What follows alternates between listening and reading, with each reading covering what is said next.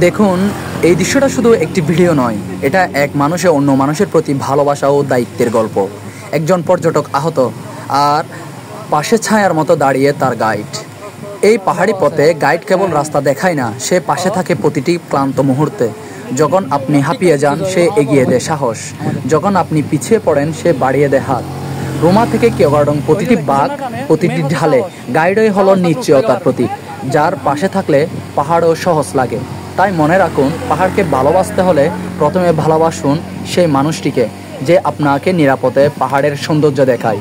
তাই একটি কথা আছে, respect the guide, respect the mountain.